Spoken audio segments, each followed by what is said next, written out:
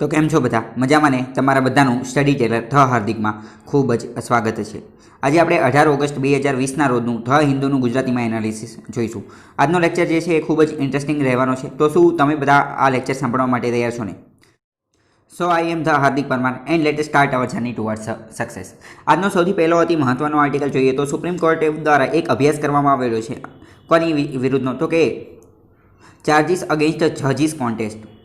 તમને ખ્યાલ હશે કે થોડા સમય પહેલાં આપણે વાત કરી રહી હતી કે પ્રશાંત ભૂષણ દ્વારા જજ વિરુદ્ધ અમુક પ્રકારની કમેન્ટ્સ અથવા તો ટ્વીટ કરવામાં આવેલી હતી, તો કોર્ટ ઓફ કન્ટેમ્પ્ટનો મામલો હતો। પરંતુ અત્યારે થોડો મામલો અલગ છે। આ જજ વિશે કેવા પ્રકારની વસ્તુ બોલી શકાય? જજ કોઈ કરપ્શનની અંદર, ભ્રષ્ટાચારની અંદર સંદિગ્ધ હોય તો જજ વિશે કેવા કેવા પ્રકારની માહિતી આપી શકાય? જજ વિશે કોઈ પણ રાઇટર હોય, જર્નલિસ્ટ હોય કે કોઈ પણ વ્યક્તિ હોય, એણે જજ વિશે કેવી વાત કહેવી જોઈએ? જજ જો કરપ્શનમાં હોય, ભ્રષ્ટાચાર કરેલું હોય તો એના વિશે શું કહેવું જોઈએ અને શું ન કહેવું જોઈએ, એના વિશેનું ડિટેલ એનાલિસિસ કરવામાં આવશે સુપ્રીમ કોર્ટ દ્વારા। સુપ્રીમ કોર્ટ એ ભારતની એપેક્સ એટલે કે સર્વોચ્ચ અદાલત, સર્વોચ્ચ કોર્ટ છે અને 124 નંબરની કલમમાં એની સ્થાપના થયેલી છે। Supreme court decided to launch કરવાનું નક્કી કરી દીધું છે detailed examination into the circumstances under which a person can make public allegation of corruption against the judiciary. એટલે કે કેવી કેવી એવી પરિસ્થિતિ છે, કેવી કેવી એવી સર્ક્યુમસ્ટેન્સીસ, કેવી પરિસ્થિતિ છે કે જેના અંતર્ગત કોઈ પણ વ્યક્તિ, કોઈ પણ પબ્લિક જે છે એ જ્યુડિશરી, ન્યાયતંત્રની વિરુદ્ધ એને કરપ્શન હોય એના વિશે કંઈક બોલી શકે, એ નક્કી કરવામાં આવશે। એની માટે એક બેન્ચનું ગઠન કરવામાં આવેલું છે અને ભૂતકાળમાં શું થયેલું છે એની પણ સ્ટડી કરવામાં આવશે। પ્રશાંત ભૂષણ કેસને પણ સાથે સાથે ધ્યાનમાં રાખવામાં આવશે કે પ્રશાંત ભૂષણે પણ બે પ્રકારના કેસ જે છે, બે પ્રકારના પ્રશ્નો એને ઉદ્ભવ કરી દીધા છે કે હિયરિંગ અ કન્ટેમ્પ્ટ કેસ, બરાબર, કે કન્ટેમ્પ્ટ કોર્ટનો અનાદર ક્યારે ગણવામાં આવશે અને કરપ્શન ઇન જ્યુડિશરી, કોઈ પણ વ્યક્તિ જ્યુડિશરી વિશે કદાચ જ્યુડિશરીમાં કરપ્શન છે એવું કહી દે તો શું એની ઉપર કોર્ટ ઓફ કન્ટેમ્પ્ટનો કેસ ચલાવવામાં આવશે કે નહીં ચલાવવામાં આવે, અથવા તો કઈ રીતે ચલાવવામાં આવશે, એ બધી વસ્તુ વિશે વાત કરવામાં આવશે। પ્રશાંત ભૂષણ દ્વારા જે છે એણે 2009ની અંદર તહેલકા મેગેઝિનની અંદર એવું પણ કીધેલું હતું કે જ્યુડિશરી, ન્યાયતંત્રની અંદર ઘણું બધું કરપ્શન છે, ન્યાયતંત્રની અંદર પણ ઘણું બધું કરપ્શન એટલે કે ભ્રષ્ટાચાર જોવા મળે છે। તહેલકા મેગેઝિનમાં એમને એવું કીધું હતું, એ પણ ધ્યાન રાખવામાં આવશે। In what circumstances can such statements on judicial corruption made, એટલે કે કેવી પરિસ્થિતિની અંદર ન્યાયતંત્ર વિશે આ પ્રકારના જે વિધાનો જે છે એ આપી શકાય। 1992ની અંદર એનો એક જજમેન્ટ આપવામાં આવેલો હતો, તે સમયના J.S. વર્મા દ્વારા આ જજમેન્ટ આપવામાં આવેલો હતો। રિમૂવલ ઓફ વી રામાસ્વામી, આ સુપ્રીમ કોર્ટ જજ, અને એના આધારે જે વી રામાસ્વામી નામના એક સુપ્રીમ કોર્ટના જજ હતા એમને કાઢી પણ નાખવામાં આવેલા હતા। જજ had to be given a fair opportunity. આના આધારે હવે જો બીજો અહીંયા એક એ મુદ્દો પણ છે કે કદાચ કોઈ જજ ઉપર કરપ્શન, ભ્રષ્ટાચારનો આરોપ લાગેલો હોય તો એ જજ પાસે પણ ફેર ઓપોર્ચ્યુનિટી, પૂરતી તક મળેલી છે પોતાને નિર્દોષ સાબિત કરવાની, એટલે એ જજને પણ મોકો આપવામાં આવે છે પૂરતા સબૂત, ટ્રુથ, એવિડન્સ, આ બધી વસ્તુ રજૂ કરવાની। જજીસ ઇન્ક્વાયરી એક્ટ 1968, કદાચ કોઈ જજ ઉપર કેસ ચાલતો હોય તો જજની ઇન્ક્વાયરી કઈ રીતે કરવી, તપાસ કઈ રીતે કરવી, એની વિરુદ્ધ ઇન્વેસ્ટિગેશન કઈ રીતે કરવું, એ બધી વસ્તુ ક્યાં આપેલું છે? જજીસ ઇન્ક્વાયરી એક્ટ 1968, 1968નો ધારો છે એની અંતર્ગત। The judgement had limited inquiry process, આના અંતર્ગત, પરંતુ આ જે ધારો જે છે એના અંતર્ગત અમુક લિમિટેડ વસ્તુ જ આપેલી છે કે જજને ઘણા બધા પાવર્સ આપેલા છે કે એમની ઇન્ક્વાયરી, એમની તપાસ એટલી બધી જે નોર્મલ વ્યક્તિની થાય એવી રીતે થઈ શકે નહીં। Judgement has limited inquiry process against a judge to be done within a tight and limited circle of high judicial functionaries, બરાબર, એટલે કે જે ઉચ્ચ લેવલના અધિકારીઓ હોય એ તે જજની પૂછપરછને એ બધું, મતલબ કે ટૂંકમાં એટલું સમજી લેવું કે જજને અમુક પ્રકારના પાવર્સ આપેલા છે જ્યારે એમની તપાસ કરવાની હોય ત્યારે। Preserve the right, interest and dignity of the જજ, આવું શા માટે રાખવામાં આવેલું છે એનું પણ એક વસ્તુ સમજો કે એનું મહત્વનું કારણ શું છે? પ્રિઝર્વ ધ રાઇટ્સ, જેના કારણે જે સુપ્રીમ કોર્ટ અથવા તો કોઈ પણ જજ જે છે જજના અધિકારો જળવાઈ રહે, એમનું ઇન્ટરેસ્ટ અને એમની ડિગ્નિટીને ગુજરાતીમાં કહેવાય મહાનતા, એમની જે મહાનતા, સુપ્રીમ કોર્ટની ઓફિસ અને જજ જે છે એને એનું બધા લોકોના નજરની અંદર, બધા લોકોના દિલની અંદર એમના વિશે એક અલગ જ પ્રકારનું માન, એક અલગ જ પ્રકારની વસ્તુ હોય છે, કારણ કે સુપ્રીમ કોર્ટ એ લોકશાહીની અંદર એક સર્વોચ્ચ વસ્તુ ધરાવે છે, એટલે એના પ્રત્યે હંમેશા માન, આદર ભાવ હોવો જરૂરી છે, એટલે આવું રાખવામાં આવેલું છે। હવે ટ્રુથ વોઝ, જો court contempt of court, COC act 1971, COC act contempt of કોર્ટનો 1971નો ધારો જોઈએ તો એમાં 13B નંબરની કલમ એવું કહે છે કે આપણે ટ્રુથનો ઉપયોગ કરી શકીએ છીએ અમુક ડિફેન્સ એટલે કે બચાવ માટે। હવે સુપ્રીમ કોર્ટના જજ ઉપર કેસ અથવા કોઈ પણ જજ ઉપર કેસ ચાલતો હોય તો એ અમુક વાર સેક્શન 13B નો ઉપયોગ કરી અને ટ્રુથનો ઉપયોગ કરી શકે છે પોતાના બચાવ માટે, બરાબર।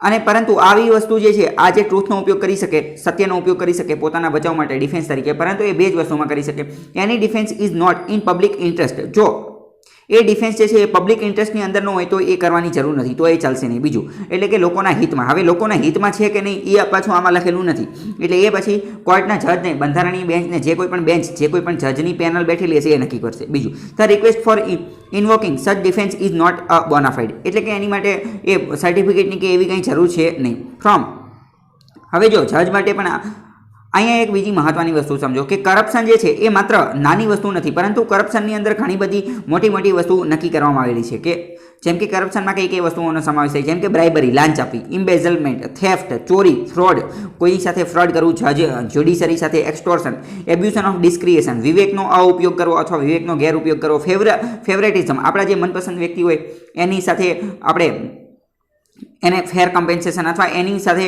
એને ન્યાય આપો એવી રીતે, નેપોટિઝમ એટલે કે સગાવાદ, ક્લાયન્ટિઝમ, કન્ડક્ટ ક્રિએટિંગ ઓર એક્સપ્લોઇટિંગ કોન્ફ્લિક્ટ્સ, આ બધી વસ્તુ કરપ્શન અંતર્ગત આવે છે. બરાબર, તો એ તમને ખબર હોવી જોઈએ.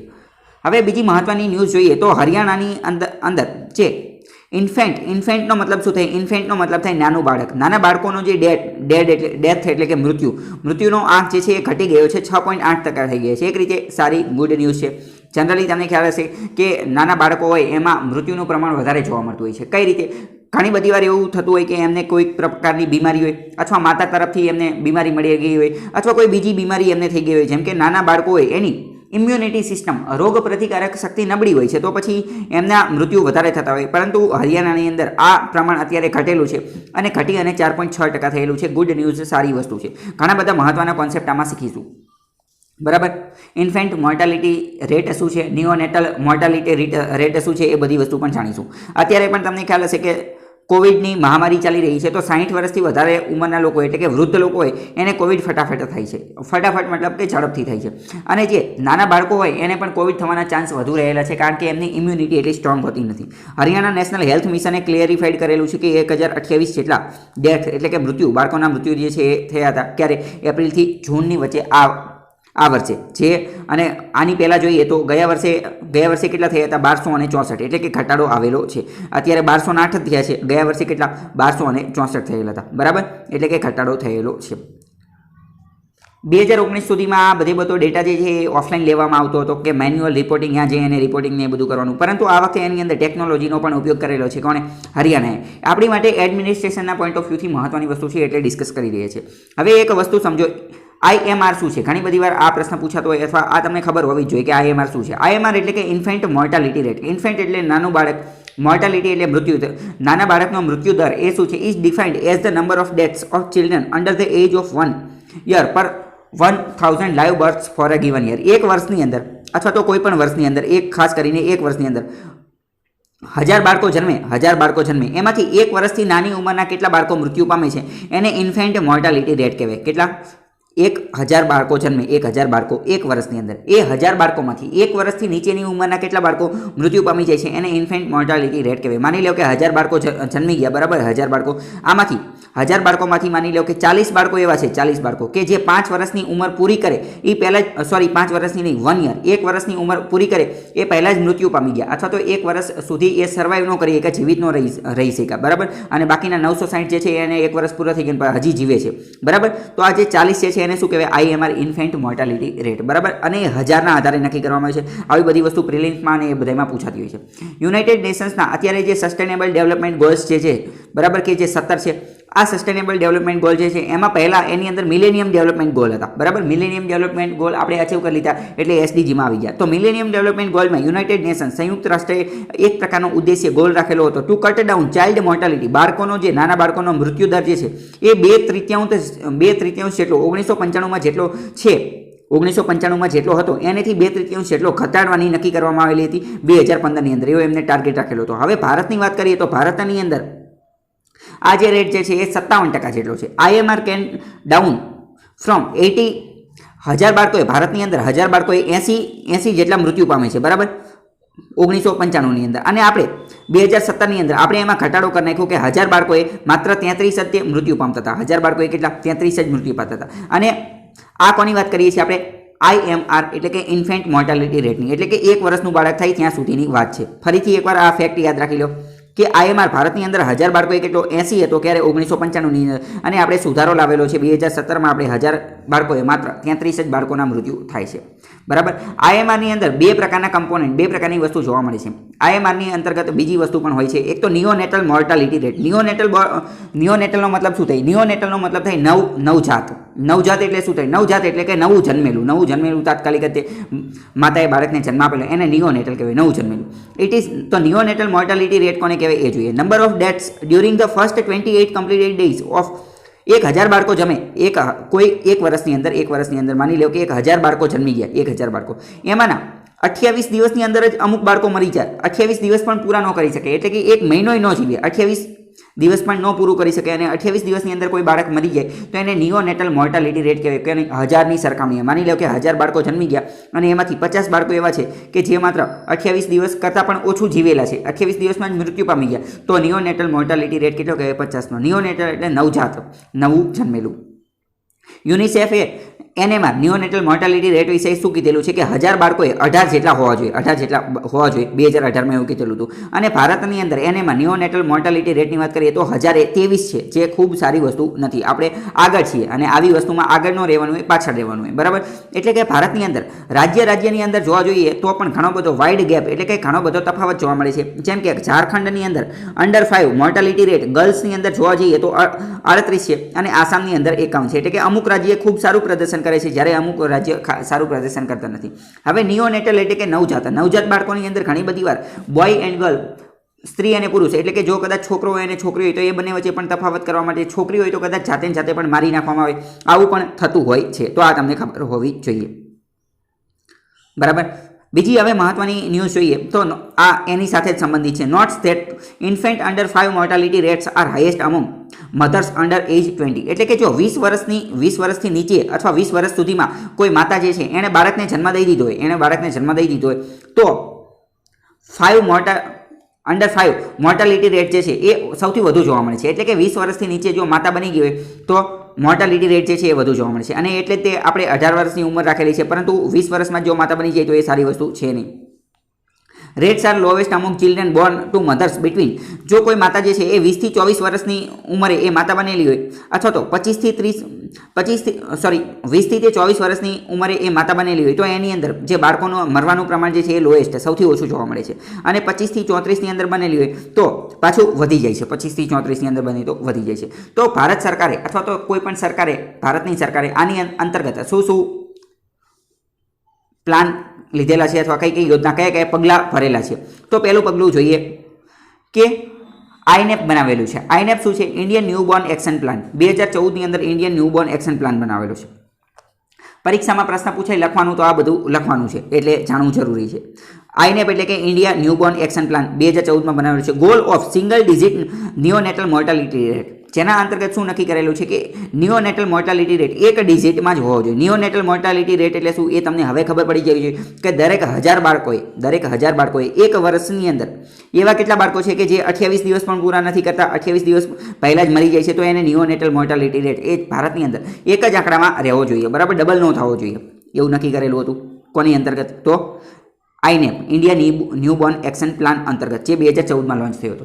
પછી ભારતે નેશનલ હેલ્થ મિશન, રાષ્ટ્રીય હેલ્થ મિશન લોન્ચ કરેલું હતું, જેના અંતર્ગત નેશનલ રૂરલ હેલ્થ મિશન, ગ્રામ્ય માટે અને શહેરી માટે બંને માટે અલગ અલગ લોન્ચ કરેલું national rural health mission NRHM 2005માં શરૂ થયું હતું, જેના અંતર્ગત એક્સેસિબલ એટલે કે દરેક વ્યક્તિને સુવિધા પૂરી પહોંચવી જોઈએ, અફોર્ડેબલ સુવિધા તો મળવી જ જોઈએ, સાથે એ સસ્તી હોવી જોઈએ, દરેક વ્યક્તિ એને એફોર્ડ કરી શકે, એને પરવડી શકે એવી હોવી જોઈએ. ક્વોલિટી હેલ્થ એટલે કે ગુણવત્તા, હેલ્થ સ્વાસ્થ્યની જે ગુણવત્તા જે છે એ સારી હોવી જોઈએ, એક્સેસિબલ, એફોર્ડેબલ અને ક્વોલિટી, આ બધી વસ્તુ સારી હોવી જોઈએ ગામડાની પોપ્યુલેશન, વસ્તી માટે. એવું નક્કી કરવામાં આવ્યું હતું નેશનલ હેલ્થ મિશન રૂરલ અંતર્ગત. Prior to health infrastructure in the country say was very weak. આની પહેલાં જ્યારે આ NHM national rural health mission 2005માં આવેલું, એની પહેલાં ગામડાની અંદર હેલ્થ ઇન્ફ્રાસ્ટ્રક્ચર ખૂબ જ વીક હતું. અને અત્યારે આ મિશનના અંતર્ગત, આ કાર્યક્રમના અંતર્ગત ગામડાની અંદર હેલ્થ ઇન્ફ્રાસ્ટ્રક્ચર ઘણું ઇન્ક્રીઝ થયું છે, ઘણું સારું થયું છે. હવે આ આખી યોજના જે છે એ અમલીકરણ કરવાનું કાર્ય હતું ministry of health and family welfare અંતર્ગત. પછી સાથે 2005ની અંદર આપણે જોયું કે આ ગામડા માટે, ગ્રામ્ય માટે, રૂરલ માટે નેશનલ હેલ્થ મિશન લોન્ચ થયું, એની અંદર ઘણી બધી સફળતા મળી, એટલે સરકારને એવું લાગ્યું સારું હાલો શહેર માટે પણ લોન્ચ કરી નાખ્યું. એટલે 2013ની અંદર, એટલે કે 8 વર્ષ પછી આના 8 વર્ષ પછી national urban health mission launch કરી દીધું શહેરની અંદર હેલ્થ ઇન્ફ્રાસ્ટ્રક્ચરને એ બધી વસ્તુ ઇન્ક્રીઝ કરવા માટે. એનો મેઇન પ્રોગ્રામેટિક કમ્પોનન્ટ મુખ્ય ઉદ્દેશ્ય શું હતો? Reproductive maternal neonatal child and adolescent health એટલે કે RMNCH+A આ બધા ઉપર ફોકસ કરવાનું. રિપ્રોડક્ટિવ એટલે કે જે માતાની જ્યારે કોઈ પણ સ્ત્રી જે છે એની જ્યારે માં બનવાની ઉંમર હોય રિપ્રોડક્ટિવ એજ એ સમય દરમિયાન એની ધ્યાન રાખવાનું. પછી એ માતા બની જાય એટલે કે મેટરનલ બની જાય માતા બની જાય ત્યારે એનું ધ્યાન રાખવાનું. નિયોનેટલ એટલે કે નવજાત બાળક અથવા નવજાત બાળકી એનો જન્મ થાય તરત જ એનું ધ્યાન રાખવાનું. પછી ચાઇલ્ડ એ બાળકનું 5 વર્ષ સુધી ધ્યાન રાખવાનું. પછી એડોલસન્ટ એટલે કે તરુણ થઈ જાય તો ત્યારે પણ ધ્યાન રાખવાનું એટલે કે RMNCH+A આ કોન્સેપ્ટ ભારતે અપનાવેલો ક્યારે? NUHM national urban health mission અંતર્ગત. બરાબર. બીજું સાથે સાથે એવું પણ નક્કી કરેલું કે બાળકનો જન્મ થઈ ગયો બધી વસ્તુ એડોલસન્ટ થઈ ગયું આ બધી વસ્તુ ધ્યાન રાખી લીધી. એડોલસન્ટ એટલે કે તરુણ 14 વર્ષની આજુબાજુની ઉંમર હોય એને કહેવાય. તો પછી એ પણ ધ્યાન રાખવાનું કે એને કોઈ પણ પ્રકારનો કમ્યુનિકેબલ કે નોન કમ્યુનિકેબલ ડિસીઝ ન થઈ જાય, કોઈ પણ પ્રકારનો રોગ ન થઈ જાય. કમ્યુનિકેબલ એટલે કે ચેપી રોગ, કોઈ ચેપી રોગ ન થઈ જાય. નોન કમ્યુનિકેબલ એટલે કોઈ બિનચેપી આવો કોઈ રોગ ન થઈ જાય. આના અંતર્ગત ભારત સરકારે જનની સુરક્ષા યોજના કે જે માતાની સુરક્ષા માટે યોજના લોન્ચ કરેલી, જનની શિશુ સુરક્ષા કાર્યક્રમ આવા બધા કાર્યક્રમ લોન્ચ કરેલા. બરાબર. પછી પ્રધાનમંત્રી માતૃવંદના યોજના લોન્ચ કરવામાં આવેલી છે જેના અંતર્ગત જે માતા બનવાની હોય એને પૈસા આપવામાં આવે છે. Promote institutional delivery. હવે જો આ પ્રધાનમંત્રી માતૃવંદના યોજના એના અંતર્ગત જે માતા બાળકને જન્મ આપે એને પૈસા આપવામાં આવે છે, પરંતુ એની જે ડિલિવરી જે છે એ બાળકને જન્મ જે છે એ જન્મ આપવા માટે ફરજિયાત એને હોસ્પિટલમાં જવું પડે. ઇન્સ્ટિટ્યુશન હોસ્પિટલની અંદર જો બાળકને જન્મ આપે તો જ તે પૈસા મળે. બરાબર. કારણ કે ઘણી બધી વાર ભારતની અંદર કેવું થતું હોય છે કે મહિલાઓ ઘરે ઘરે પોતાના ઘરે ડિલિવરી કરાવતી હોય છે અને ઘરે બાળકને જન્મ આપી દેતી હોય છે, જે એક રીતે અનસેફ છે, અસુરક્ષિત છે બંને માટે, માતા માટે પણ અને આવનારા બાળક માટે પણ. બરાબર. Delivery so far to reduce prevalence of IMR અત્યારે 7 જે છે એને રિડ્યુસ કરવાની વાત હતી એટલે ભારતે આવું બધું કરેલું છે. પ્રધાનમંત્રી માતૃવંદના યોજના. બરાબર. આ બધી યોજના અલગ અલગ રીતે પણ પૂછાઈ શકે છે. વર્લ્ડ હેલ્થ ઓર્ગેનાઇઝેશનનું આના વિશે શું કહેવાનું થાય છે તો એણે 6 જેટલા સમાધાન આપેલા છે કે આ 6 વસ્તુ કરો તો બધું અટકાવી શકાય છે. પ્રિવેન્ટેબલ કોસીસ ઓફ અંડર 5 ડેટ્સ 5 વર્ષ કરતાં નીચેની ઉંમરના બાળકો ભારતની અંદર મરી જાય તો એની માટે મરી જાય એની માટે 6 જેટલા સમાધાન આપેલા છે. પહેલું તો શું? Immediate and exclusive breast feeding. Breast feeding એટલે કે સ્તનપાન કરાવવું ખૂબ જરૂરી છે 5 વર્ષથી નાના બાળકો હોય એની માટે. બરાબર. કારણ કે ઘણી બધી વાર બાળકને પૂરતું બ્રેસ્ટ ફીડિંગ સ્તનનું દૂધ મળતું નથી અથવા સ્તનપાન કરાવતા નથી. બીજા નંબરની શું છે? Skilled attendants for antenatal birth postnatal care. અમુક વાર કેવું કરવામાં આવે કે જન્મ થઈ જાય અને પોસ્ટનેટલ એટલે કે નવજાત પછીનું, પોસ્ટ એટલે પછીનું, એન્ટીનેટલ એટલે કે બાળકના જન્મ પહેલાં. ઘણી બધી વાર તો બાળકના જન્મ પહેલાં બાળકનો ગર્ભપાત કરાવી નાખવામાં આવે, પેટમાં મારી નાખવામાં આવે તો એનું પહેલાં ખાસ ધ્યાન રાખવું જોઈએ. બર્થ જન્મ સમયે તે ઘણા બધા બાળકો મૃત્યુ પામી જતા હોય છે તો એનું ધ્યાન રાખવાનું. અને પોસ્ટનેટલ કેર આ 3 સ્ટેજ ઉપર વર્ક કરવાનું. એન્ટીનેટલ, બર્થ અને પોસ્ટનેટલ એ 3 કેર ઉપર વર્ક કરવાનું અને એની માટે સ્કિલ્ડ લેબરને એ બધાને વ્યવસ્થિત વર્ક આપવાનું એ બધું કરવાનું. ત્રીજા નંબરનું શું કહે છે? Access to nutrition and micronutrients. ઘણી બધી વાર બાળકોને એવું પણ બનતું હોય કે એમને અમુક પ્રકારના પોષક તત્વો ન મળતા હોય અથવા અમુક પ્રકારના માઇક્રોન્યુટ્રિયન્ટ્સ નાના પ્રકારના પોષક તત્વો ન મળતા હોય. ન્યુટ્રિયન્ટ્સ એટલે કે પોષક તત્વો જેની અંદર વિટામિન્સ, મિનરલ્સ આવી બધી વસ્તુ હોય છે. માઇક્રોન્યુટ્રિયન્ટ્સની અંદર ઝીંક ને એ બધા અલગ અલગ વસ્તુ આવતી હોય અને એના માટે તમે જોયું હશે કે બાળકોને આંગણવાડીમાંથી અમુક પ્રકારના પેકેટ્સ, ઉપમાને એવી બધી વસ્તુ આપવામાં આવતી હોય છે. એ એના માટે કે બાળકને ન્યુટ્રિશન અમુક પ્રકારના તત્વો, પોષક તત્વો અને માઇક્રોન્યુટ્રિયન્ટ્સ કે જે બોડી માટે ખૂબ જ જરૂરી છે એ બધું મળી રહે એની માટે. જેમ કે તમને ખ્યાલ હશે કે મોટાભાગની ગર્લ્સ, છોકરીઓની અંદર આયર્નની ઉણપ હોય છે તો આ બધા માટે એને આયર્નની ગોળી આપવામાં આવતી હોય. બધાને અલગ અલગ એનિમિયા રોગ જોવા મળતો હોય તો આ બધી વસ્તુ તમને ખબર હોય. આ બધું લખવાનું છે પૂછાઈ જાય તો. Family knowledge of danger science in a child health. Family પરિવારને પણ એવું જ્ઞાન હોવું જોઈએ કે બાળકની અંદર કોઈક ડેન્જર એટલે કે ખતરાના નિશાન બતાવી જોઈ રહ્યા છે તો તરત જ આપણે તાત્કાલિક દવાખાને બતાવી. 5મા નંબરે ઇમ્પ્રુવડ એક્સેસ ટુ વોટર. સ્વચ્છ, શુદ્ધ અને સારા પાણીનો એક્સેસ હોવો જોઈએ અને મફત પાણી મળતું હોવું જોઈએ. સેનિટેશન, સ્વચ્છતા સુધી આપણે પહોંચી શકતા હોય છે. હાઇજીન એટલે કે જે સ્વાસ્થ્ય ખૂબ સારું હોવું જોઈએ. અને 6થું ઇમ્યુનાઇઝેશન એટલે કે ટીકાકરણ એટલે કે રસીકરણ. રસી તાત્કાલિક વ્યવસ્થિત મળતી હોવી જોઈએ. બરાબર. હવે બીજી મહત્વની ન્યૂઝ આર્ટિકલ જોઈએ તો JPC જોઈન્ટ પાર્લામેન્ટરી કમિટીની કોંગ્રેસે માંગ કરેલી હતી તો અત્યારે સરકારે ના પાડી દીધી છે કે એવું કંઈ બનાવવું નથી. આપણે શું મુદ્દો હતો એ ખાલી એક લીટીમાં જોઈ લઈએ કે ફેસબુક દ્વારા ના પાડવામાં આવેલી હતી કે બીજેપીના એક લીડરની ફેસબુક ઉપર કમેન્ટ હતી કે જે કમ્યુનલ હાર્મનીને ડિસ્ક્રેસ કરતી હતી. બરાબર. અથવા તો ફેસબુકે ના પાડી દીધી હતી કે બીજેપીના આ લીડરની જે કમેન્ટ જે છે એને કાઢવામાં આવશે નહીં, કારણ કે જો એવું કરશે તો ફેસબુકનો ભારતની અંદર બિઝનેસ વ્યવસાય જે છે એ ઠપ થઈ જશે અથવા એને અમુક પ્રકારનું નુકસાન થશે. અને એવું કહેવામાં આવતું હતું કે ફેસબુકે 2014ના જે લોકસભા ઇલેક્શન 2019ના જે લોકસભા ઇલેક્શન જે છે એની અંદર અમુક પ્રકારના ગોટાળા કરેલા છે. તો જોઈન્ટ પાર્લામેન્ટરી કમિટી શું છે, અત્યાર સુધી ક્યારે બનેલી છે, એ બધી વસ્તુ આપણે જોઈએ. બરાબર. તો જોઈન્ટ પાર્લામેન્ટરી કમિટી, તો જોઈન્ટ પાર્લામેન્ટરી કમિટી જે છે આ પહેલાં તો પ્રેઝન્ટેડ આ જેપીસીની રચના કઈ રીતે કરી શકાય. તો પહેલાં તો parliament or for the purpose of investigation cases of financial irregularities in, સરકારની અંદર કોઈ પણ પ્રકારની ખામી હોય, કોઈ પણ ઇરેગ્યુલારિટી, તો એની ચર્ચા કરવા માટે આ બનાવવામાં આવે. બરાબર. આ એક પ્રકારની એડહોક બોડી છે. એડહોક એટલે કે કાયમી બોડી નથી. અમુક પ્રકારનું કામ પૂરું થઈ જાય એટલે પછી તરત જ તે નાબૂદ થઈ જાય. બીજું, setup four a given period of time, given period of time, ચોક્કસ સમય માટે એનું લોન્ચ કરવામાં આવે. એડ્રેસિંગ અ સ્પેસિફિક ઇસ્યુ, કોઈ સ્પેસિફિક ચોક્કસ પ્રકારના કાર્યો ઉપર તે એ વર્ક કરે. અને આને બનાવવા માટે જોઈન્ટ પાર્લામેન્ટરી કમિટી બનાવવા માટે રાજ્યસભા અથવા લોકસભા બંનેમાંથી એકાદા ગૃહની અંદરથી પહેલાં એ જે ખરડો જે છે એ મોશન જે છે એને પાસ થવું પડે અને બીજા ગૃહની અંદર, બીજા હાઉસની અંદર એને સમર્થન પણ મળવું જોઈએ. બરાબર. જો અહીં આપેલું છે આ motion is passed in one house, એક ઘરમાંથી અથવા તો એક ગૃહમાંથી, એટલે કે લોકસભામાંથી કે રાજ્યસભામાં ગમે એમાંથી પહેલાં પસાર થવાનું અને બીજાએ એને સપોર્ટ એટલે કે સમર્થન આપવાનું. કમિટીઝ મેમ્બર, કમિટીના સભ્યો જે છે એ સંસદ દ્વારા નક્કી કરવામાં આવે છે અને એના સભ્યો અલગ અલગ હોઈ શકે છે, પરંતુ રાજ્યસભાના જેટલા સભ્યો હોય એની કરતાં ડબલ લોકસભાના સભ્યો હોય છે. બરાબર. આ બધું પ્રિલિમ્સ રિલેટેડ ફેક્ટમાં પૂછાતું હોય છે કે રાજ્યસભા કરતાં ડબલ સભ્યો હોય છે લોકસભાના કઈ જગ્યાએ, જેપીસીમાં.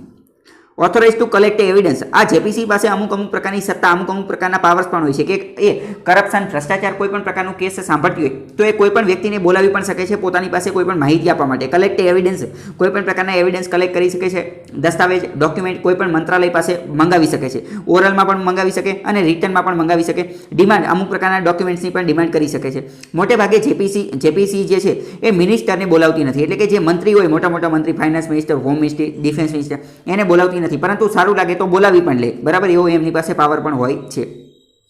Proceeding and findings of the committee, આ કમિટીને શું જાણવા મળે છે, એમની જે શોધખોળ જે છે એનું ઇન્વેસ્ટિગેશન, એને કોન્ફિડેન્શિયલ એટલે કે સિક્રેટ રાખવામાં આવે છે. પબ્લિકની અંદર એને જાહેર કરવામાં આવતી નથી, પરંતુ જો એ પબ્લિક ઇન્ટરેસ્ટ જાહેર જનતાના હિત માટે જરૂરી હોય તો એને જનતામાં જાહેર પણ કરવામાં આવે છે. હવે પ્રશ્ન થાય કે આ પબ્લિક ઇન્ટરેસ્ટ જે છે એ નક્કી કોણ કરે, તો એ કમિટી પછી જાતે નક્કી કરી નાખે કે બરાબર આ તો જનતાના હિત માટે છે, આમને જણાવવું પડે તો એ જ જણાવી દે. બરાબર. પરંતુ રાખવામાં આવે છે કોન્ફિડેન્શિયલ. હવે આની અંદર કદાચ કોઈ વિવાદ, આ કમિટીની અંદર કોઈ પણ પ્રકારનો વિવાદ, ડિસ્પ્યુટ સર્જાઈ જાય એવિડન્સની બાબતે કે આ મંત્રાલયે આ એવિડન્સ આપવું જોઈએ ન આપવું જોઈએ, તો એની માટે આખરી નિર્ણય લેવાનું સત્તા જે છે એ સ્પીકરને આપેલી છે. બરાબર. Committee can invite interested parties for inquiry, કોઈ પણ પાર્ટીને ઇન્ક્વાયરી માટે બોલાવી શકે છે. સમનનો મતલબ યાદ રાખી લો, સમનનો મતલબ બોલાવવું. સમન પીપલ, કોઈ પણ લોકોને પણ બોલાવી શકે છે એમની સામે જવાબ આપવા માટે. પ્રોસિડિંગ ધ કમિટી, આ બધી વસ્તુ આપેલી છે. બરાબર. ભૂતકાળમાં જેપીસી પ્રોબ એટલે ઊંડી તપાસ વિશે વાત કરીએ કે અત્યાર સુધીમાં 7 વાર જ તે આની રચના થઈ ગયેલી છે. ભારત 1947માં આઝાદ થયું ત્યારથી અત્યાર સુધીમાં 7 વાર બનેલી છે. સૌથી પહેલી વાર ક્યારે બની હતી? 1987ની અંદર બોફોર્સ કાંડ થયો હતો. બોફોર્સ નામની તોપ આપણે ખરીદેલી હતી. બરાબર. તો બોફોર્સ કાંડ, બોફોર્સ કોન્ટ્રાક્ટ એવું કહેવામાં આવેલું હતું કે બોફોર્સની અંદર ઘણા ગોટાળા થયેલા છે. 1987માં બનેલી હતી. અને મેં એ પણ કીધેલું છે કે જેપીસી જ્યારે બને તો એની પછી જનરલી એની સરકાર જે છે એ સત્તાવાળી સરકાર ગુમાવી દેતી હોય, તો બોફોર્સ પછી બની તો સરકાર ગુમાવી દીધી હતી. Irregularities in security and banking transaction in 1992, 1992ની અંદર બેન્કિંગની અંદર અમુક પ્રકારના ગપલા, અમુક પ્રકારના ગોટાળા, અમુક પ્રકારના આજે થયા હતા ગોટાળા, એની માટે બેન્કિંગ ટ્રાન્ઝેક્શન એન્ડ સિક્યુરિટીઝ આ બધા માટે બનેલી હતી 1992માં. પછી 2011ની અંદર 2G સ્પેક્ટ્રમ સ્કેમ થયો હતો. 2G સ્પેક્ટ્રમ સ્કેમ તમને ખ્યાલ હશે કે એની અંદર ઘણા બધા લોકોને સજા મળેલી હતી, પરંતુ પછી તો ધીમે ધીમે બધા નિર્દોષ છૂટી ગયા હતા. એવું તો ખબર પડી ગઈ કે 2G ગોટાળો થયો હતો પણ બધાને કોઈને સજા ન મળી. પછી 2013ની અંદર VVIP ચોપર સ્કેમ થયેલો હતો. ભારતની અંદર સ્કેમ ને એ બધી વસ્તુ તો નોર્મલ વસ્તુ છે. કરોડો, હજારો, લાખોના સ્કેમ થતા હોય છે, એ બધી વસ્તુ નોર્મલ છે. આવું બધું થયેલું હતું. છેલ્લી વખત 2015ની અંદર આ કમિટી સેટઅપ કરવામાં આવેલી હતી. કઈ? જેપીસી. કોની માટે? Right to fair compensation and transparency in land acquisition, rehabilitation and resettlement, second amendment bill and was chaired by SS Ahluwalia. છેલ્લે જ્યારે બનાવવામાં આવી હતી 2015ની અંદર, એના ચેરમેન કોણ હતા? SS આહલુવાલિયા. કોની માટે હતી? રાઇટ એટલે કે અધિકાર માટે. કયા અધિકાર માટે? ફેર કોમ્પેન્સેશન, ચોક્કસ પ્રકારનું સારું વળતર મળવું જોઈએ. ટ્રાન્સપરન્સીનો મતલબ સમજો. કે ટ્રાન્સપરન્સી એટલે કે વ્યવસ્થિત, એની અંદર કોઈ ગેરરીતિ કે એવું ન થઈ. લેન્ડ એક્વાઇઝેશન, જમીન કઈ રીતે મેળવવી, જમીનમાં કઈ રીતે રીહેબિલિટેશન કરવું, એક જગ્યાએથી બીજી જગ્યાએ કઈ રીતે સ્થળાંતર કરવું, અને રીસેટલમેન્ટ બિલ, એની એ જે બિલ હતું એની માટે બનાવવામાં આવેલી હતી. બરાબર, તો આ તમને ખબર હોય છે.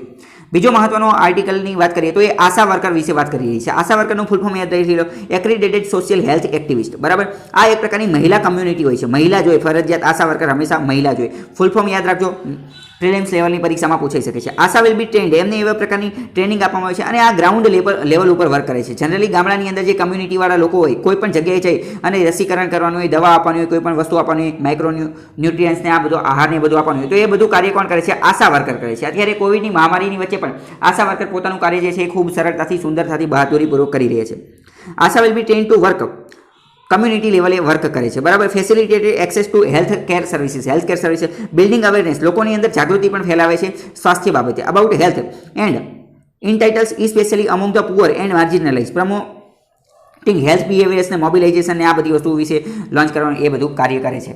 બરાબર, બીજો મહત્વનો ન્યૂઝ આર્ટિકલ જોઈએ તો ભારત અને નેપાળના ડિપ્લોમેટિક રાજનૈતિક સંબંધો વિશે બાયલેટરલ પ્રોજેક્ટ જે છે એના વિશે વાત કરવામાં આવેલી હતી. કાલાપાનીનો રિજિયન, કાલાપાની પ્રદેશ છે એ બંને વચ્ચે, ભારત અને નેપાળ વચ્ચે ઘણા સમયથી વિવાદમાં રહેલો છે. જીપીએસસીમાં પ્રશ્ન પણ પૂછાઈ ગયો છે. અને મહાકાલી રિવર પણ વારંવાર ચર્ચા હોય છે. એની આજુબાજુમાં તે કાલાપાની રિવર આવેલો છે, એ પણ ડિસ્પ્યુટ એટલે કે વિવાદિત પ્રદેશ છે. Arun 3 hydro power project Nepal દ્વારા લોન્ચ કરવામાં આવ્યો છે. અરુણ 3 હાઇડ્રો પાવર પ્રોજેક્ટ એટલે ખબર પડી જવી જોઈએ, પાણીનો મદદથી, નદીના પાણીનો મદદ કરી અને વીજળી ઉત્પન્ન કરી. કઈ જગ્યાએ? પંચેશ્વર મલ્ટીપર્પઝ પ્રોજેક્ટ પણ બનાવવામાં આવ્યો છે. અને રામાયણ પ્રોજેક્ટ, એ પણ ભારત અને એની વચ્ચે, નેપાળ વચ્ચે વારંવાર ચર્ચામાં રહેતા હોય છે. જો બધી વસ્તુ 4800 મેગાવોટની કેપેસિટી વાળો આ પ્રોજેક્ટ બનાવવામાં આવેલો છે. બરાબર, 7600 હેક્ટરની જમીન ઉપર બનાવવામાં આવી. બધી વસ્તુ અહીંયા ડિટેલમાં આપવામાં આવેલી છે. આ ભારત છે અને આ નેપાળ છે. પંચકુલાની બધી વસ્તુ, આ નદી વહે છે, નદી ઉપર બનાવવામાં આવેલો પ્રોજેક્ટ છે. અને કેપી શર્મા ઓલી જે છે નેપાળના પીએમ, એણે નરેન્દ્ર મોદીને 74માં આપણે ઇન્ડિપેન્ડન્સ ડે, સ્વાતંત્ર્ય દિન નિમિત્તે ગ્રીટિંગ એટલે કે શુભેચ્છાઓ પણ પાઠવેલી હતી. અને ભારત અને નેપાળની વાત આવે તો ટ્રીટી ઓફ સુગોલી વિશે તમને ખબર હોય છે, 1916માં થઈ હતી. ભારત ત્યારે કેવું હતું? બ્રિટિશ ઈસ્ટ ઇન્ડિયા હતું. ભારત ત્યારે બ્રિટનનું ગુલામ હતું, એટલે બ્રિટિશ ભારત અને કિંગડમ ઓફ નેપાળના રાજા વચ્ચે થયેલી હતી. અહીંયા કાલાપાની નદી અને આ બધી વસ્તુ તમે મેપની અંદર જોઈ શકો છો. આ મેપમાં પણ બધી વસ્તુ ડિટેલમાં સમજાવેલી છે કે અહીંયા ઝૂમ કરી અને આ બતાવેલું છે. ટ્રીટી ઓફ સુગોલી જો કોની વચ્ચે થયેલી હતી એ બંને વસ્તુ અહીંયા આપેલી છે. એક રીતે નેપાળ જે છે એ ટ્રાઈ જંકશન પર છે, એ પણ તમને ખબર હોવી જોઈએ. પરંતુ હવે તો ટ્રાઈ જંકશન રહેલું નથી, કારણ કે તિબેટ જે છે એને તો એવું, તિબેટને તો ચાઇનાએ એનેક્સ કરી લીધું છે. તો એ બધી વસ્તુ તમને ખબર હોવી જોઈએ. બીજો મહત્વનો આર્ટિકલ જોઈએ તો એ economy and internal security, economy સાથે સંબંધિત છે. ખૂબ મહત્વનો, જીએસ મેઇન્સ પેપર 3 માટે મહત્વનો આર્ટિકલ છે કે રીઇમેજિંગ એન્ડ રીઇન્વેન્ટિંગ ધ ઇન્ડિયન ઇકોનોમી. ભારતનું અર્થતંત્ર અત્યારે પડી ભાંગેલું છે, કથળી ગયેલું છે. એમાં પણ કોવિડની મહામારી આવી ગઈ, તો કઈ રીતે એને ઊભું કરવું, એની માટે ખૂબ સારી વસ્તુ આપેલી છે. મેઇન્સ માટે ખૂબ મહત્વના પોઈન્ટ્સ તમને મળી રહેશે કે ભારતના અર્થતંત્રને કઈ રીતે રિવાઇવ કરવું. તો પહેલાં તો આપણે 20 લાખ કરોડનું મેમથ સ્ટિમ્યુલસ પેકેજ આપેલું છે સરકાર દ્વારા. તો એ ખૂબ સારી વસ્તુ છે કે જે જીડીપીના 10% જેટલું હતું. પહેલાં તો શું કરવું જોઈએ કે કોવિડ-19થી જે કોઈ પણ નુકસાન, જે કોઈ પણ ડેમેજ થયેલું છે એને ઓછામાં ઓછું કરવું જોઈએ, એને મિનિમાઇઝ કરવાની કોશિશ કરવી જોઈએ. અને જે થઈ ગયેલું છે એને એમાંથી કંઈક નવો રસ્તો, રિકવરી તરફ, કોવિડથી કઈ રીતે રિકવર કરવું, બહાર કઈ રીતે નીકળવું, સરકારે એની માટેનો કોઈ રસ્તો કાઢવો જોઈએ. બીજું શું કરવું જોઈએ? Rebooting and reimagining India by promptly exploiting new opportunity, નવી તક ગોતવી જોઈએ બિઝનેસની અંદર. અનલિસ્ટ બાય ઇવોલ્વિંગ બિઝનેસ સિનારીઓ, બિઝનેસની દ્રષ્ટિએ વિચારી અને નવી તક ગોતવાની કોશિશ કરવી જોઈએ. 3 મંત્ર ઉપર વર્ક કરવું જોઈએ કે મોટા બિઝનેસ હાઉસ જે છે, મોટા બિઝનેસ હાઉસ એની સાથે મળી અને એ નાના વર્કર્સને અને કર્મચારીઓને છૂટા ન કરી દે એની ધ્યાન રાખવું જોઈએ. વિચ આર અપ, કારણ કે મોટા બિગ બિઝનેસ હાઉસીસ જે છે એ જીડીપીમાં સૌથી મોટા કોન્ટ્રીબ્યુટર છે. ભારતની જીડીપી કેટલી છે એ તમને ખબર હોવી જોઈએ, 200 લાખ કરોડની છે, અથવા તો 2 ટ્રિલિયનની છે, અથવા તો 3 ટ્રિલિયન, 2 ટ્રિલિયનથી વધારે, 3 ટ્રિલિયનથી ઓછી, અને એ ડોલરમાં છે. તો આ બધાની અંદર સૌથી વધુ યોગદાન મોટા બિઝનેસ હાઉસનું હોય છે. તો એની સાથે મળી અને કંઈક રસ્તો કાઢવો જોઈએ. એમએસએમઈ ઉપર વધારે ફોકસ કરવો જોઈએ, કારણ કે એમએસએમઈની અંદર ભારતના ઘણા બધા લોકો જોડાયેલા હોય છે, ઘણા બધા લોકોને રોજગારી આપે છે. એની ઉપર ફોકસ કરવો જોઈએ. અને 3 મંત્રાસ, આ 3 મંત્ર જે છે એ ખૂબ સારા હોવા જોઈએ. પહેલું તો બિગ બિઝનેસ હાઉસ, એમએસએમઈ, અને ત્રીજું સ્ટાર્ટઅપ ઉપર પણ વધારે ફોકસ કરવું જોઈએ. એ પણ રોજગારી આપવાનું એ બધું કાર્ય કરે છે. Our Indian borders, our Indian brothers and sister, ભારતના એવા ભાઈ બહેનો કે જે વિદેશની અંદર રહે છે, એનઆરઆઈ તરીકે રહે છે, અથવા OCI, overseas citizen of India, ભારતના એવા લોકો કે જે બહાર વિદેશમાં રહે છે, એમને કહેવું જોઈએ કે એમના જે મિત્રો હોય વિદેશની અંદર, એમને કહેવું જોઈએ કે એમના મિત્રોને કહેવું જોઈએ કે ભારતની અંદર આવી અને અમુક પ્રકારનું ઇન્વેસ્ટમેન્ટ કરે, રોકાણ કરે. અને જો આપણા એનઆરઆઈ ભાઈઓ બહેનો જે છે એ વિદેશથી કોઈ રોકાણ લાવે ભારતની અંદર એફડીઆઈ લાવે તો આપણે આ જે એનઆરઆઈ ભાઈઓ બહેનો જે છે એમને અમુક પ્રકારનું ઇન્સેન્ટિવ કંઈક વળતર કંઈક પૈસા આપવા જોઈએ સરકાર દ્વારા, બરાબર. કારણ કે આ જે એનઆરઆઈ લોકો જે છે એ આપણે એક રીતે અનઓફિશિયલ એમ્બેસેડર ઓફ ઇન્ડિયા છે. કારણ કે આ બધા એનઆરઆઈ લોકો એ ભારતના વખાણ, ભારતની સંસ્કૃતિ, આ બધી વસ્તુના વખાણ જે છે એ વિદેશની ધરતી ઉપર રહી અને વિદેશના લોકો વચ્ચે ભારતની ઓળખાણ આપે છે. કારણ કે માની લો કે આપણે અમેરિકામાં રહેતા હોય તો આપણે ભારતની તો સારી જ વસ્તુ કહેવાની કે હા ભારત ઓલું ભારત પેલું, બરાબર. તો એક રીતે આપણે અનઓફિશિયલ એમ્બેસેડર છે આ બધા એનઆરઆઈ લોકો, એટલે એમને મોટું ઇન્વેસ્ટમેન્ટ લાવવું જોઈએ. કારણ કે એમના સંપર્કમાં તો હોય જ તે બધા કંપનીવાળાને, એ બધા આ ન હોય તો એમનો સંપર્ક કરવો જોઈએ.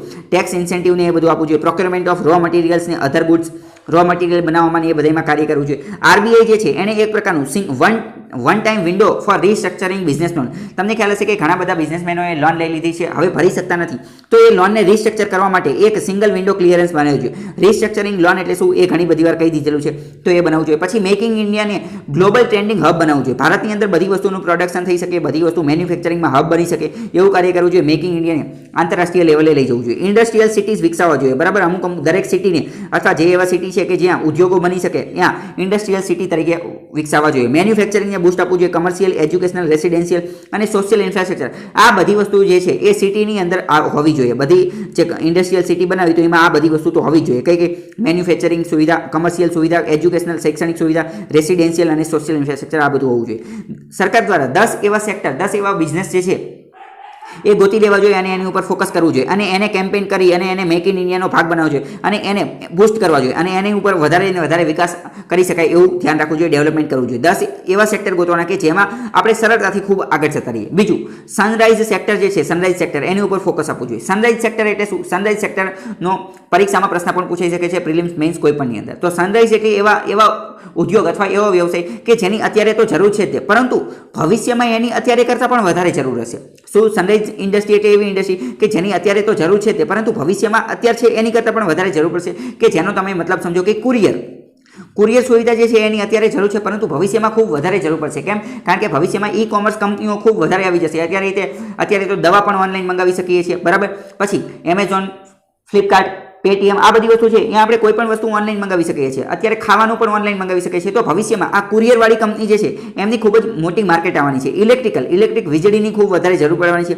ફાર્માસ્યુટિકલ, અત્યારે આપણને ખબર પડી ગઈ દવા, તો દવાની પણ ભવિષ્યમાં, કારણ કે WHO 2018ની અંદર એક વોર્નિંગ આપી દીધી રહી હતી કે ભવિષ્યમાં 10 એવી પેન્ડેમિક આવવાની છે, 10 જેટલી મહામારી આવેલી છે, તો ત્યારે દવાની બધાની ખાસ જરૂર પડશે. મેડિકલ ડિવાઇસની પણ જરૂર પડશે. ઓટોમોટિવ, લોકો જે છે ગાડીની બધું ખરીદવાના છે એની જરૂર પડશે. તો એ બધી સનરાઈઝ ઇન્ડસ્ટ્રીઝ છે, બરાબર. સનરાઈઝ એટલે સૂર્યોદય પણ થાય. માઇનિંગ એટલે કે ખાણ ને ખોદકામ ને એ બધું એ પણ એનું છે. ઇલેક્ટ્રોનિક વસ્તુઓ, પછી હેવી એન્જિનિયરિંગ, રિન્યુએબલ એનર્જી. તમને ખ્યાલ હશે કે રિન્યુએબલ એનર્જી એ એક રીતે ભવિષ્ય છે, કારણ કે અત્યારે આપણે વિન્ડ એનર્જી, સોલાર એનર્જી, આ બધા ઉપર વધારે ફોકસ કરીએ છીએ. ન્યુક્લિયર એનર્જી, એ બધા ઉપર આપણે અલગ પણ ઘણી બધી વાર વિડીયો બનાવેલા છે. તો રિન્યુએબલ એનર્જી એ ભવિષ્ય રહેલું છે. ફૂડ પ્રોસેસિંગ એટલે તમને ખબર છે ટામેટામાંથી ટોમેટો સોસ બનાવો એને ફૂડ પ્રોસેસિંગ કહેવાય, બરાબર. પછી કેમિકલ્સ એન્ડ ટેક્સટાઇલ, આ બધી વસ્તુ ભવિષ્યમાં એની ખૂબ માંગ રહેવાની છે. બધી વસ્તુ આપણે શા માટે વાંચી રહીએ છીએ ખબર હોવી જોઈએ કે અત્યારે ઇકોનોમીને આપણે કઈ રીતે બૂસ્ટ કરવું એની માટે, બરાબર. ભારતની જીડીપીના 9% જેટલા જે છે એ ઓટોમોબાઈલ ઇન્ડસ્ટ્રીમાંથી આવે છે. એટલે કે આ જે ગાડીઓને એ બધું બનતું હોય, ઓટોમોબાઈલ ઇન્ડસ્ટ્રી, બાઇક ને એ બધું એમાંથી આવે છે. તો આપણે એની ઉપર વધારે ફોકસ કરવું જોઈએ અને એને રિવાઈવ કરવાની કોશિશ કરવી જોઈએ. થોડા સમય પહેલા મારુતિ સુઝુકી એક રિપોર્ટ આવેલો હતો કે આ મહિનામાં અમારે એક પણ ગાડી આખા ભારતમાંથી એક ગાડી જ નથી વેચાણી લોકડાઉન દરમિયાન. તો એ સારી વસ્તુ કહેવાય નહીં, કારણ કે જીડીપીના 9% જેટલું એની ફાળો આપે છે. તો ઓટો ઇન્ડસ્ટ્રી બૂસ્ટ થઈ શકે એવું કંઈક કરવું જોઈએ. જીએસટીના રેટ જે છે એને ઘટાડવા જોઈએ, કારણ કે એના કારણે બીજા લોકો જે છે, કંપનીવાળા, ઉદ્યોગવાળા, ધંધાઓવાળા જે છે એ ઇન્વેસ્ટમેન્ટ કરવાનું વિચારે છે. જૂના વાહનો જે છે એને સ્ક્રેપ, એટલે કે જૂના વાહનોના ભંગાર માટે, સ્ક્રેપનો ગુજરાતીમાં કહેવાય ભંગાર, જૂના વાહનોને ભંગાર તરીકે વાપરવા માટે અમુક પ્રકારની નવી પોલિસી લાવવી જોઈએ. પ્લગ એન્ડ પ્લે મોડલ વાપરવું જોઈએ. પ્લગ એન્ડ પ્લે મોડલ જે છે એ મહારાષ્ટ્રએ વાપરેલું છે. પ્લગ એન્ડ મોડલ જે છે એના અંતર્ગત ફોરેન, વિદેશની જે કંપનીઓ જે છે, વિદેશના જે ઇન્વેસ્ટરો જે છે એ ભારતમાં આવી અને સરળતાથી ઇન્વેસ્ટમેન્ટ કરી શકે, એને પ્લગ એન્ડ પ્લે મોડેલ કહેવામાં આવે છે. રાજ્યએ પણ અમુક પ્રકારનો સાથ આપવો જોઈએ. રાજ્યએ શું કરવું જોઈએ તો કે લેન્ડ એક્વાઇઝિશન, જમીનનું હસ્તાંતરણ જે છે એ જમીન લેવા ખરીદવાના જે નિયમો જે છે એ સારા બનાવવા જોઈએ, બરાબર. કારણ કે જમીન જે છે એ રાજ્ય યાદીનો વિષય છે. 7મી અનુસૂચિમાં કેન્દ્ર યાદી, રાજ્ય યાદી અને સમવર્તી યાદી છે. તો લેન્ડ એક્વાઇઝેશનના નિયમો જે છે એ થોડા હળવા બનાવવા જોઈએ. હવે એક વસ્તુ તમે યાદ રાખી લો, પોતાના દિમાગની અંદર ફિટ કરી દો કે ભારત જ્યારથી આઝાદ થયું ત્યારથી હંમેશા આ લેન્ડ એક્વાઇઝેશનનો મુદ્દો રહ્યો એ ત્યારથી હંમેશાથી સળગતો જ રહેલો છે. ત્યાં 1947થી અત્યાર સુધી 74 વર્ષ થઈ ગયા, તેમ છતાં પણ હજી આપણે જમીનનો મુદ્દો સોલ્વ કરી શક્યા નથી. એટલે ગમે આ પૂછાય અને એવું લાગતું હોય તો આ તો લખી જ નાખવાનું, લેન્ડ એક્વાઇઝેશન, બરાબર, કારણ કે એના વિશે કોઈ વ્યવસ્થિત કાનૂન બનેલા નથી. લેબર લોઝ, મજૂરો માટેના, શ્રમિકો માટેના જે નિયમો જે છે એ વ્યવસ્થિત, મજબૂત અને એવા બનાવવા જોઈએ કે એનાથી મજૂરોને પણ ફાયદો થાય, બિઝનેસમેનને પણ ફાયદો થાય અને ઇકોનોમી પણ બૂસ્ટ થઈ શકે.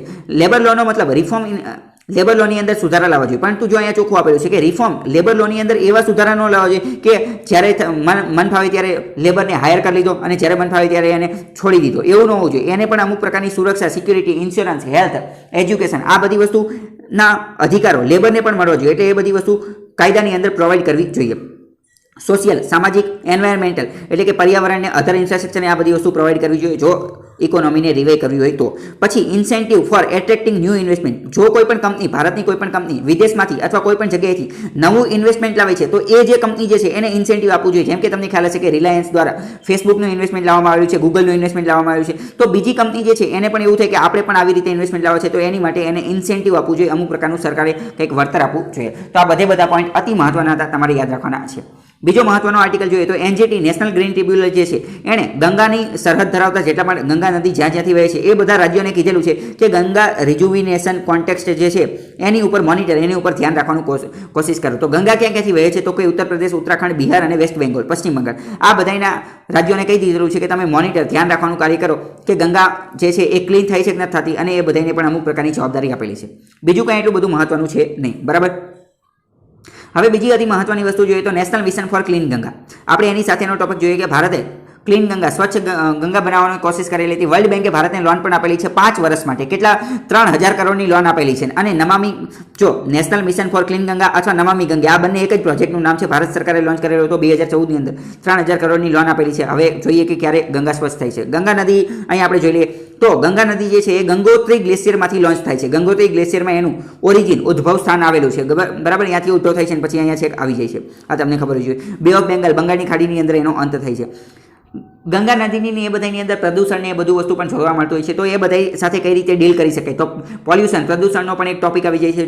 જો સીવેજ ટ્રીટમેન્ટ ઇન્ફ્રાસ્ટ્રક્ચર હોવું જોઈએ કે આપણી ઘણી બધી કચરો જે છે, મોટા ભાગનો કચરો એ આપણે ક્યાં જતો હોય? નદીની અંદર જતો હોય. તો નદીની અંદર કચરો ન જવો જોઈએ. તો એની માટે શું કરવું જોઈએ? સીવેજ ટ્રીટમેન્ટ પર, એટલે કે સીવેજ એટલે કચરો જે છે એને પહેલાં સેગ્રિગેટ, અલગ અલગ કરવો જોઈએ અને એમાંથી એને શુદ્ધ કરવાની કોશિશ કરવી જોઈએ. કચરાનો નિકાલ વ્યવસ્થિત થઈ જવો જોઈએ, નદીમાં ન જવો જોઈએ, પહેલાં તેવું કરવું જોઈએ. પછી રિવર સરફેસ ક્લિનિંગ, એફોરેસ્ટેશન એટલે કે જંગલ લગાવવો જોઈએ, પેડ લગાવવો જોઈએ, વૃક્ષો લગાવવો જોઈએ. ઇન્ડસ્ટ્રીયલ ઇન્ફ્લુએન્ટ મોનિટરિંગ, ઇન્ડસ્ટ્રી જે છે એ ઘણી બધી વાર પ્રદૂષણ, ખરાબ પાણી, ખરાબ હવા, આ બધી વસ્તુ નદીમાં નાખી દેતી હોય તો એવું ન થવું જોઈએ. એની માટે ઇન્ડસ્ટ્રીને રેગ્યુલેટ કરવી જોઈએ, એની ઉપર મોનિટર, ધ્યાન રાખવું જોઈએ. રિવરફ્રન્ટનું ડેવલપમેન્ટ કરવું જોઈએ, રિવરફ્રન્ટને ડેવલપ કરવું જોઈએ. બાયોડાયવર્સિટી, ઘણી બધી વાર જે છે એ નદીની અંદર જે જીવસૃષ્ટિ રહેતી હોય, નદીઓમાં જે સજીવો રહેતા હોય એ પણ નદીને સ્વચ્છ રાખવાનું કાર્ય કરતા હોય છે. પરંતુ આપણે તો શું કરીએ છીએ? આપણે બાયોડાયવર્સિટી, નદીની અંદર જૈવ વિવિધતા જે છે એ જ જાળવતા નથી. નદીની અંદરની માછલીને એ બધું ઓછી થતું હોય છે. એટલે એને પહેલાં તો રાખવી જોઈએ, કારણ કે એ નદીને સ્વચ્છ રાખવામાં મદદ કરે છે. પબ્લિક અવેરનેસ, લોકોમાં તે પહેલાં તો જાગૃતિ હોવી જોઈએ, કારણ કે ઘણા બધા લોકો એવા હોય નદી કિનારે ફરવા ગયા હોય ત્યાં પ્રદૂષણ કરીને આવે, તો એવું ન હોવું જોઈએ. પબ્લિક અવેરનેસ ખાસ જરૂરી છે. ગંગા ગ્રામ બનાવવું જોઈએ, ગંગા ગ્રામ બનાવવું જોઈએ અને એમાં લોકોને બધી જાણકારીને બધું આપવી જોઈએ.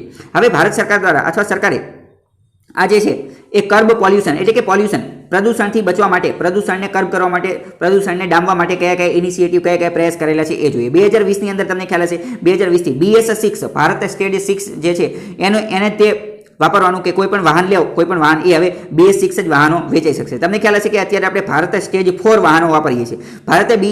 ભારત સ્ટેજ 5 જે છે એને સ્કીપ કરી નાખ્યું અને ડાયરેક્ટ પહોંચી ગયા BS6 ઉપર. તમને પ્રશ્ન થતો હોય BS6 છે શું? તો એ આપણે સમજીએ.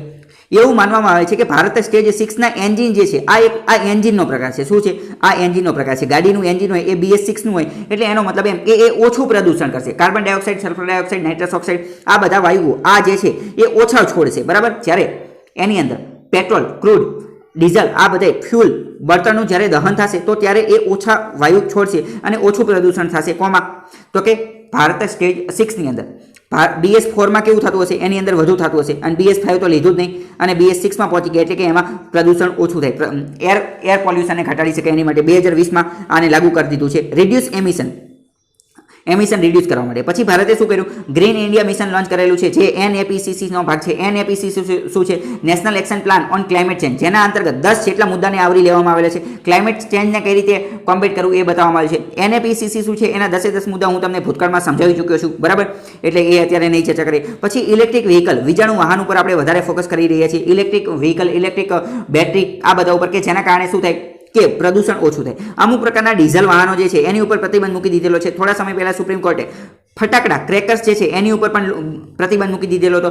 ગ્રીન ક્રેકર્સ લોન્ચ કરવામાં આવેલા હતા અને 9 વાગ્યા સુધી જ ફટાકડા ફોડવાના એવું પણ બધું લોન્ચ કરવામાં આવ્યું હતું. ભારત સરકાર દ્વારા ઉજ્જવલા યોજના લોન્ચ કરવામાં આવી છે કે જેના અંતર્ગત મહિલાઓને ગેસ સિલિન્ડર આપવામાં આવે છે કે જેના કારણે એ ઓલા જે છાણાને એ બધું સળગાવે નહીં અને એના કારણે પ્રદૂષણને એ બધું ન થાય. પછી દિલ્હીની અંદર ઓડ ઇવન પોલિસી લાવવામાં આવેલી હતી કે જેના અંતર્ગત એક દિવસ દરમિયાન માત્ર બેકી સંખ્યાવાળા વાહને જવાનું અને એક સમયે એકી સંખ્યાવાળે જવાનું, બરાબર. પછી રિન્યુએબલ એનર્જી પ્લાન્સ ભારતે બનાવેલો છે અને ભારતે રિન્યુએબલ એનર્જી માટેનો ટાર્ગેટ રાખેલો છે કેટલો? 2022 સુધીમાં આપણે 175 ગીગાવોટ જે છે 175 ગીગાવોટ એ તો રિન્યુએબલ એનર્જીમાંથી મેળવવાનું છે. તો આ બધી વસ્તુ તમને ખબર છે. હવે અહીંયા તમારે એક વસ્તુ કમેન્ટ બોક્સમાં લખાઈને જણાવવાની છે કે રિન્યુએબલ એનર્જીનો પ્લાન 2022 સુધીમાં 175 ગીગાવોટનો છે. તો આમાંથી સોલાર એનર્જીનો કેટલો છે, વિન્ડ એનર્જીનો કેટલો છે અને હાઇડ્રલ એનર્જીનો કેટલો છે એ તમારે કમેન્ટ બોક્સમાં લખીને જણાવવાનું છે. અને 2030 સુધીમાં આપણો એવો ટાર્ગેટ છે કે આપણું પાવર જનરેશન જે વીજળી મેળવીએ છીએ, વીજળી ઇલેક્ટ્રિસિટી, એ 40% તો રિન્યુએબલ એનર્જીમાંથી આવવી જ જોઈએ. પછી આપણે સ્માર્ટ સિટી બનાવવાની કોશિશ કરી છે. સ્માર્ટ સિટી માટે અમૃત મિશન લોન્ચ કરેલું છે કે જેના માટે અર્બન ગ્રામ્ય વિસ્તાર શહેરી વિસ્તારને ડેવલપ કરી શકાય. પછી ભારત દ્વારા નેશનલ એર ક્વોલિટી ઇન્ડેક્સ પણ લોન્ચ કરવામાં આવ્યો છે.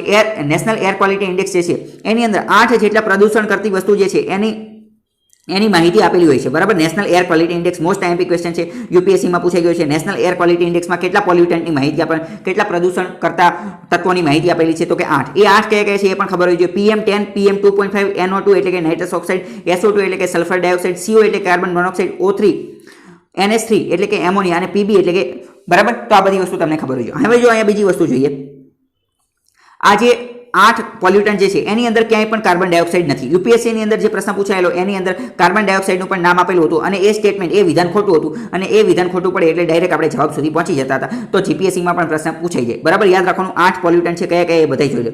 અહીંયા હું તમને બીજી મહત્વની વાત કહીશ કે PM10 અને PM2.5 એ શું છે? PM નો મતલબ શું થાય? PM નો મતલબ થાય પાર્ટિક્યુલેટ મેટલ્સ. પાર્ટિક્યુલેટ મેટલ્સ આ શું હોય? તો કે આ હોય એરોસોલ.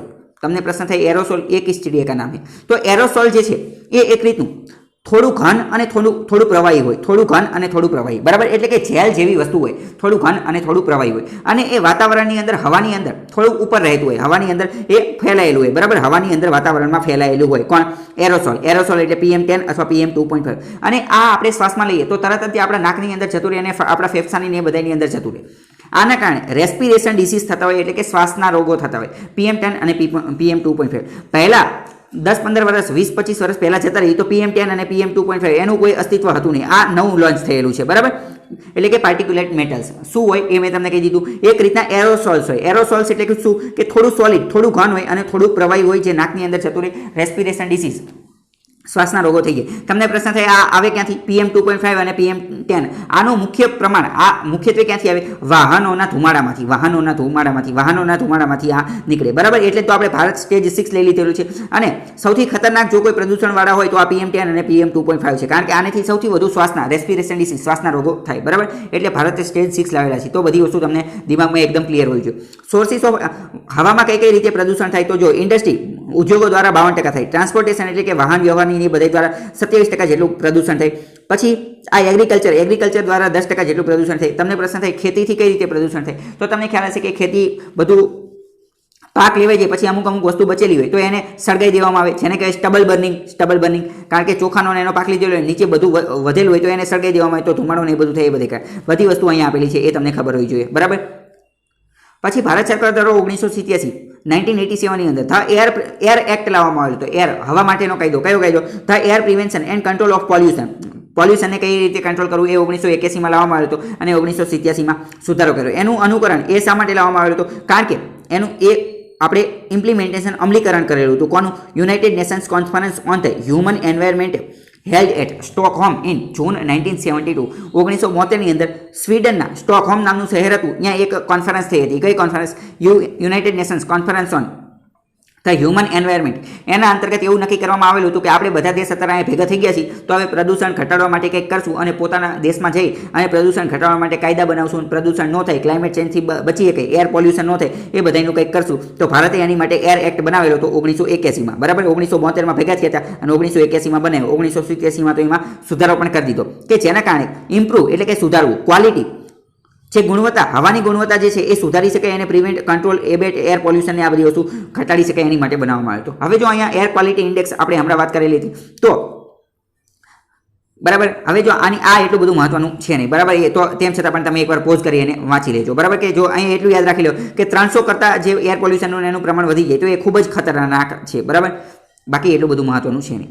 બીજી મહત્વનો ન્યૂઝ આર્ટિકલ જોઈએ તો એ RT-PCR ટેસ્ટ વિશે વાત કરે છે. RT-PCR ટેસ્ટ શું છે તો એ કોવિડ માટે જે ટેસ્ટ કરવામાં આવે એને RT-PCR ટેસ્ટ કહેવાય છે, બરાબર. આની શોધ જે છે એ કેરી મુલિસ નામના વ્યક્તિ કરેલી હતી, જે અમેરિકાનો બાયોકેમિસ્ટ હતો. પ્રશ્ન પૂછી RT-PCRની કોણે શોધ કે કેરી મુલિસ, અમેરિકાનો બાયોકેમિસ્ટ હતો અને એને આ PCR ટેકનિક માટે કેમિસ્ટ્રીની અંદર 1993ની અંદર નોબેલ પ્રાઇઝ પણ મળેલો હતો. આ જે ટેકનિક જે છે આની અંતર્ગત શું કરવામાં આવે, આના અંતર્ગત તમને ખ્યાલ હશે કે નાકમાંથી ગળામાં સળી નાખવામાં આવે અને આપણી લાળ ને એ બધું અંદર ફેફસાની એ બધાની તપાસ કરવામાં આવે. એના અંતર્ગત આપણું DNA જે છે એની સ્ટડી કરવામાં આવે, ડીઓક્સીરિબોન્યુક્લિક એસિડ એટલે DNA, એની સ્ટડી કરવામાં આવે છે. Are created using enzyme called polymers, ફેફસાની અંદરથી પોલિમર્સ લેવામાં આવે, પોલિમર્સમાંથી DNA ક્રિએટ કરવામાં આવે અને ચેઇન રિએક્શન જે છે એની સ્ટડી કરવામાં આવે. અહીંયા બધી વસ્તુ ડિટેલમાં લેવામાં આવે છે. જો અહીંયા ગળામાં સળી નાખવામાં આવે, DNA નું એની સ્ટડી કરવામાં, બધા સ્ટેપ બાય સ્ટેપ સમજાવેલું છે. પરંતુ પરીક્ષામાં એ નહીં પૂછે કે કયા કયા સ્ટેપ છે, એટલે ડિટેલમાં નથી ચર્ચા કરતા, બરાબર. એવું લાગે તો તમે પોઝ કરી અને જોઈ લેજો અથવા PDF ડાઉનલોડ કરી અને જોઈ લેજો, બરાબર. તો હવે આજ માટે આટલું રહેવા દેવાનું છે, પરંતુ ફેસબુક, ટ્વિટર, ઇન્સ્ટાગ્રામમાં જોડાવવું હોય તો જોડાઈ શકો છો. બાકી ટેલિગ્રામમાં જોડાઈ જજો, ત્યાં તમને PDF ની બધી વસ્તુ પણ મળી જશે. તો આજ માટે આટલું રહેવા દે, પરંતુ પ્રશ્નના જવાબ આપવાના છે કે ટ્રીટી ઓફ સુગોલીની સંધિ ભારત અને નેપાળ વચ્ચે કયા વર્ષમાં થઈ હતી. સનરાઈઝ સેક્ટર જે છે, સનરાઈઝ ઇન્ડસ્ટ્રી, એના ઉદાહરણ આપવાના છે કે કઈ કઈ ઇન્ડસ્ટ્રી એવી છે કે જેને સનરાઈઝ કહી શકાય. JPC જોઈન્ટ પાર્લામેન્ટરી કમિટી, એની રચના કઈ રીતે થઈ શકે, પાર્લામેન્ટ સંસદમાં શું કરવી તો એની રચના થઈ જાય. NAQI national air quality index છે એની અંદર ટોટલ કેટલા પોલ્યુટન્ટ આવેલા છે, કેટલા પ્રદૂષકોનો એમાં સમાવેશ થયેલો છે. RT-PCR ટેસ્ટ જે છે એના શોધક, એની શોધ કોણે કરેલી હતી, અમેરિકાનો વ્યક્તિ હતો, એ તમારે કહેવાનું છે, બરાબર. તો આજ માટે આટલું રહેવા દઈએ, બાકી કાલે મુલાકાત થશે. ત્યાં સુધી જોડાયેલા રહો સ્ટડી ટેલર ધ હાર્દિક સાથે.